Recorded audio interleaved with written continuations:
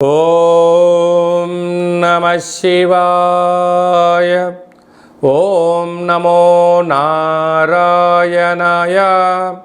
కర్మ నివారణ నరదృష్టి నివారణ కాళభైరవాయ నమో నమః. ఓం దిగంబరాయ విద్మహే అశ్వవాహనాయ ధీమహి తన్నో శ్రీ ఉన్మత్త కాళభైరవ శ్రీ వారాహి శక్తి దేవ్యై నమోస్తుతే. హరి ఓం. మా ఛానల్కి స్వాగతం.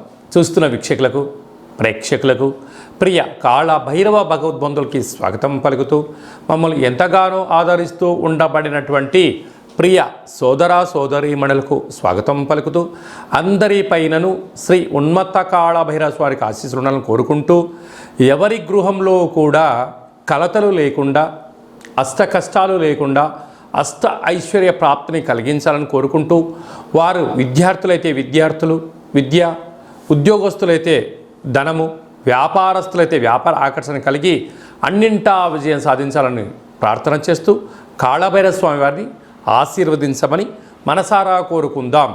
1వ తారీఖు 7వ నెల 2024 నుండి 15/7/2024 వరకు పుట్టినటువంటి వారందరికీ కూడా ముందస్తుగా జన్మదిన శుభాకాంక్షలు.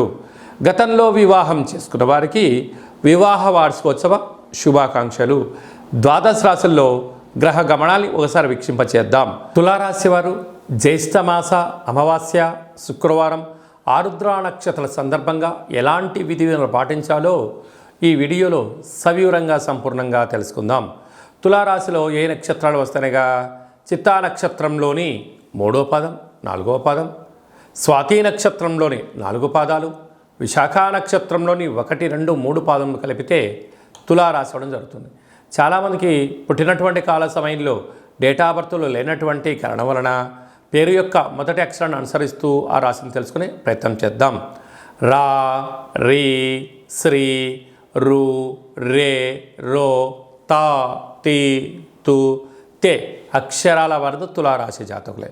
తులారాశికి అధిపతి శుక్ర భగవానుడు. వీరికి పంచమ స్థానంలో శని భగవానుడు స్వక్షేత్రకంగా సంచారం చేయడం వలన నూతనంగా వివాహమైన వారికి సంతాన యోగం, పిల్లల యొక్క చదువులు, పిల్లల యొక్క అభివృద్ధి, తల్లిదండ్రుల నుంచి తాత ముత్తాతల నుంచి అనువంశికంగా వచ్చేటువంటి ఆస్తులను, ఉద్యోగాలను, వ్యాపారాలను, సకల సేవారంగ కార్యక్రమాల్లో అన్నింటా విజయం మీ సొంతం కాబోతుంది. 6వ స్థానంలో రాహు సంచారం చేయడం వలన మీ చుట్టుపక్కల అనేక మంది శత్రువులు పొంచి ఉన్నారు. అప్పులు ఇవ్వద్దు, అప్పులు తెచ్చుకోవద్దు. దీనివల్ల కోర్టు సమస్యలు, కారాగార సమస్యలు, అనేక వాహన ప్రమాదాలు పొంచి ఉన్నాయి. 7వ స్థానంలో కుజ భగవానుడు స్వక్షేత్రకంగా సంచారం చేయడం వలన కుజదోష ప్రభావ కారణం వలన వివాహ ప్రయత్నాలు అనుకూలించకపోయినను మీరు బాధపడనక్కర్లేదు. శత్రువులు పొంచి ఉన్నారు. మీ జన్మ నక్షత్రం రోజున పూర్ణిమ, అష్టమి, అమావాస్య తిథుల యందున దూరావాయు జల ప్రయాణాలు పెట్టుకోకపోవడం ఉత్తమోత్తంగా భావించగలగాలి. 8వ స్థానంలో గురు సంచార స్థితి ఉండడం వలన రుణ సమస్య, రోగ సమస్య, శత్రు సమస్యలు పొంచి ఉన్నాయి. తస్మాత్ జాగ్రత్త. భాగ్యస్థానంలో ఏడాది తర్వాత రవి భగవానుడు మిథున రాశిలో శుక్రుడితో కలిపి సంచారం చేయడం వలన భార్యాభర్తల మధ్య అన్యూన్యత, ప్రేమికుల మధ్య సయోధ్య, పార్ట్నర్షిప్ వ్యవహార కార్యక్రమాల్లో సమన్వయం చాలా అవసరం అని చెప్పి గుర్తుపెట్టుకోవాలి. రాజ్యస్థానంలో బుధ భగవానుడు సంచారం చేయడం వలన వృత్తులలో, ఉద్యోగాల్లో, వ్యాపారాల్లో మీ మేధా సంపత్తికి ధనం విపరీతంగా రాబోతుందని చెప్పి గమనించాలి. ఈ ఆదివారము విశేషమైనటువంటి రోజులలో, అలాగనే అమావాస్య శుక్రవారం ఆరుద్ర నక్షత్ర సందర్భములలో మనం కాళభైరవ స్వామి యొక్క స్మరణ, కూష్మాండ దీపము, కాళభైరవ స్వామికి సౌభాగ్య ముడుపు, కాళభైరవ అష్టకాన్ని వినడం, కాళభైరవ హోమ కార్యక్రమాల్లో పాల్గొనడం వలన గ్రహదోషాలు తొలగి ఐశ్వర్యం మీ సొంతమవుతుందని చెప్పి గమనించాలి.